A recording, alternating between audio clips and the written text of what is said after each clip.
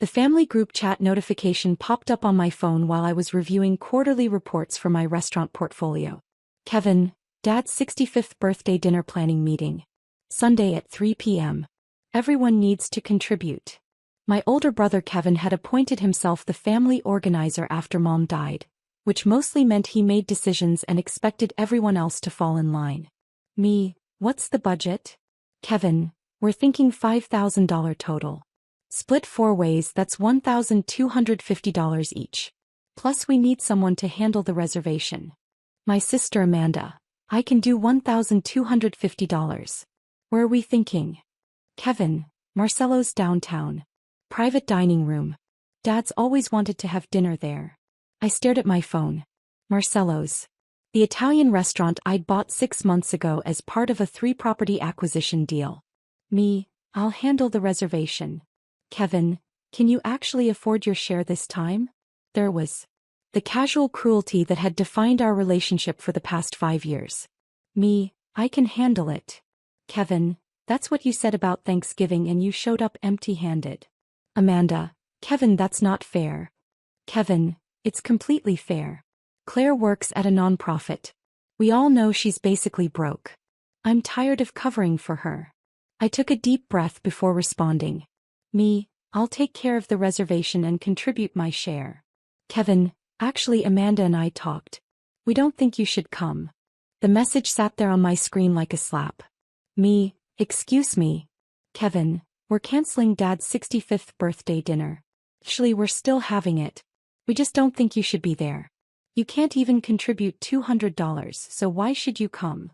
Amanda, Kevin, that's harsh. Kevin, it's reality. Dad's turning 65. He deserves a nice celebration with family who can actually afford to celebrate. Not someone who's going to show up in clearance rack clothes and make excuses about being between jobs. Me, I'm not between jobs. Kevin, you work at a nonprofit. Same difference. I stared at the messages for a long moment. Then I typed. Me, that's fine. Kevin, glad you understand. We'll send you pictures. I set down my phone and opened my laptop. Then I made 3 phone calls. The first was to Marcus, the general manager of Marcello's. Marcus, it's Claire. The Sullivan reservation for Saturday night. Cancel it. Cancel it? But it's for. I know what it's for. Cancel it. Full refund if they've put down a deposit. You got it, boss. The second call was to my event coordinator. Rebecca, I need you to plan something for tomorrow night. Marcello's full venue buyout. 50 guests.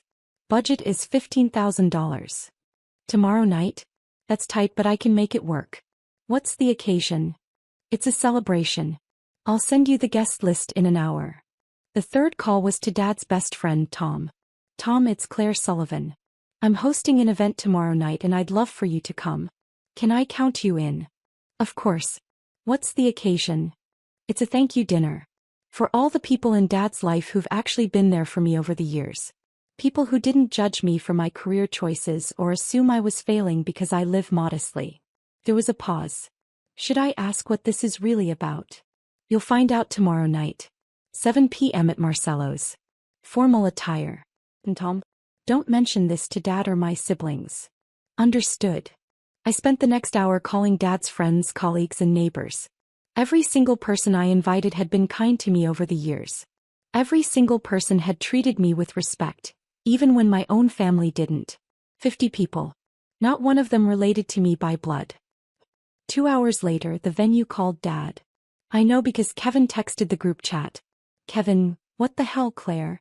Marcello's just called Dad and said our reservation is cancelled. Did you do this? Me, I told you I'd handle the reservation. Kevin, handling it means making a reservation, not cancelling it. Amanda, Claire, what's going on? Before I could respond, Kevin sent a screenshot of a voicemail transcript from Marcello's. Mr. Sullivan, your daughter owns this restaurant. She's cancelling your reservation, but she's invited everyone except your family to a private event tomorrow. Kevin, you own Marcello's? Me, I own Marcello's, Giovanni's on 5th and the Pearl Room. 3 restaurants, total value about $8.2 million. I bought them 6 months ago. The group chat went silent for a full minute. Amanda, How is that possible? Me, because I don't actually work at a nonprofit. I run a hospitality investment group. I've been acquiring underperforming restaurants and turning them profitable for the past 7 years. I have 17 properties across 4 states. Kevin, that's bullshit. You drive a 10-year-old car. Me, because it's paid off and runs perfectly. Why would I waste money on a new car just to impress people who've already decided I'm a failure? Amanda, why didn't you tell us? Me, why didn't you ask? In 7 years, not one of you has asked me about my actual work. You just assumed I was broke and treated me accordingly. Kevin, this is insane. You're insane. What about Dad's birthday? Me, Dad can do whatever he wants for his birthday. But my restaurant isn't available for your event. It's booked. Kevin, for what? Me, for my event. 50 of Dad's closest friends showed up, but not for him. They came to celebrate me. The next evening, I arrived at Marcello's at 6 p.m. to oversee the final preparations. The private dining room was set beautifully with white linens, candlelight, flowers on every table. Rebecca had outdone herself on short notice. Guests started arriving at 6:45. Tom came first with his wife Linda. Then Dad's law partner George. Then the neighbors from our old street. Then Dad's college roommate who'd flown in from Boston. Every single person who'd shown me kindness over the years while my family dismissed me. By 7 p.m. all 50 guests were seated. I stood at the microphone in my tailored navy suit, the one I'd bought specifically for investor meetings, and looked out at the faces of people who'd seen me as more than just the poor daughter. Thank you all for coming on such short notice, I began. I know this is unconventional, but I wanted to gather the people who've meant the most to me over the past several years. Tom raised his glass. We're honored to be here, Claire. Many of you know that my family has struggled to understand my career path. They've made assumptions about my life based on superficial things like what car I drive or where I shop for clothes. A few knowing chuckles from people who'd witnessed the judgment firsthand. But you've all treated me with respect regardless. You've asked about my work. You've celebrated my successes. You've made me feel valued. I raised my glass. So tonight isn't about proving anything to my family. It's about celebrating the family I've chosen. Thank you for being that family. To Claire. Tom called out. To Claire, the room echoed.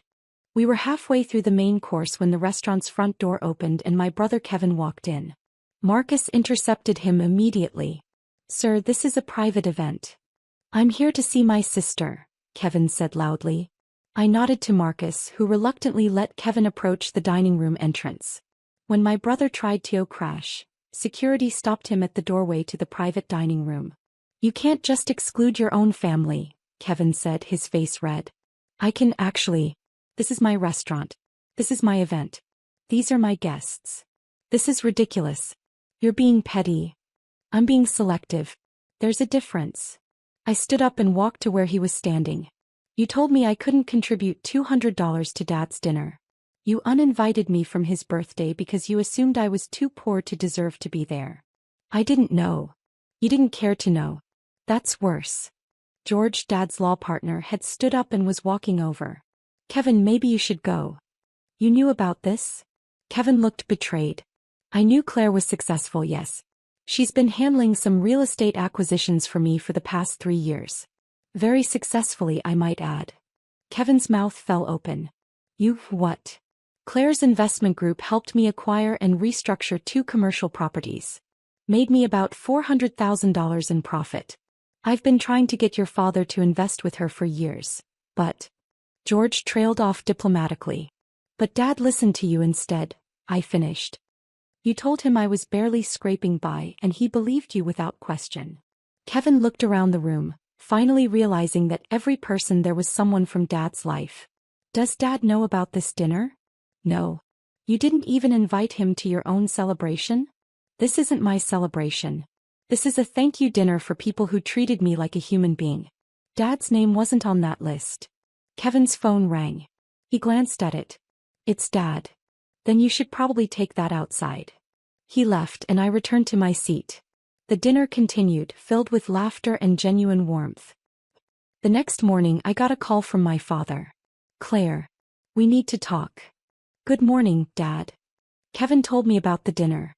And about the restaurants. And about. He paused. About everything I apparently didn't know about your life. Okay. Is it true? You own Marcello's. I own Marcello's, Giovanni's, and the Pearl Room. Plus 14 other properties.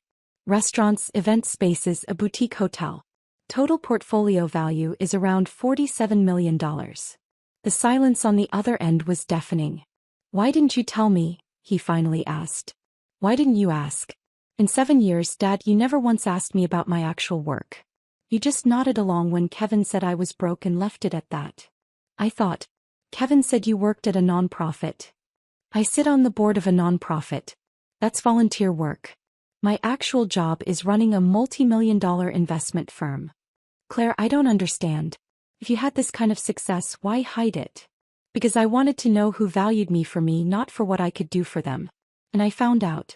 50 people showed up to that dinner, Dad. 50 people who saw me as more than just the poor daughter. You weren't one of them. That's not fair. Isn't it? When was the last time you and I had dinner alone? When was the last time you called me just to talk? When was the last time you defended me when Kevin made his dismissive comments? He couldn't answer. There's more, I said. Because I'd also bought the building his law firm rented from. Kevin's law firm rents office space in the Harrington building downtown, right? Yes. I bought that building 4 months ago. Kevin's been paying rent to my property management company. He didn't know because it's held under an LLC. Oh my God. His lease is up for renewal next month. I'm raising the rent to market rate. It's a 35% increase. That's standard for the area, but he's been getting a below-market deal from the previous owner. Claire, you can't. I absolutely can. I'm not doing it to be petty. I'm doing it because that's what the space is worth. If he can't afford it, he can find somewhere else. Dad was quiet for a long moment. What do you want from me? Nothing. I don't want anything from you anymore. That's the point. There has to be something. You could start by actually being curious about my life. By asking questions. By not assuming Kevin's version of reality is the truth. I can do that. We'll see. I hung up. 2 weeks later, Dad showed up at my office. No warning, no appointment. Just walked in and asked my assistant if he could see me. I almost said no. But curiosity won. Hi, Dad. Hi, sweetheart. He looked around my office. The view of the city, the tasteful furniture, the wall of awards and recognition. This is impressive. Thank you. I'm sorry. For everything. For not asking. For not defending you. For believing Kevin without question. Okay. That's it? Just okay. What do you want me to say? That I forgive you? I'm working on it, but I'm not there yet. He nodded slowly. Fair enough. Can I take you to dinner? I'd like to hear about your work. Really hear about it. You want to take me to dinner? Yes. Anywhere you want. Your choice. I thought about it. Giovanni's. Tomorrow at 7. It's my restaurant, so I can guarantee we'll get a table. He smiled sadly. I'd like that. The dinner was awkward at first. 30 years of missed communication doesn't fix itself in one meal. But Dad asked questions. Real questions. About my business, my properties, my plans. Why restaurants? He asked. Because they're community spaces. They're where people celebrate, where they gather, where they mark important moments. I like being part of that. You've done something remarkable. I've done something I'm proud of. There's a difference. We talked for 3 hours. Not enough to fix everything, but enough to start. As we were leaving, Dad said, for what it's worth, I'm proud of you. Not because of the money or the properties. I'm proud that you did this despite us, not because of us. That means something, I admitted. Can we do this again? Weekly dinners. We can try. 6 months later, my relationship with Dad was slowly rebuilding. We had dinner every Thursday. Sometimes we talked about business. Sometimes we just talked. Kevin and I weren't speaking. He'd moved his law firm to a cheaper location and blamed me publicly, which only made him look petty. Amanda reached out a few times. We'd had coffee twice. He was trying. Me. I kept building. Bought 2 more restaurants. Opened an event space. Started a hospitality consulting firm. Not to prove anything to anyone. Just because I loved the work. Because here's what that dinner taught me. The people who show up when they think you have nothing are the ones who deserve to be there when you have everything. Everyone else is just an audience to your success. And I didn't build this empire for an audience. I built it for me.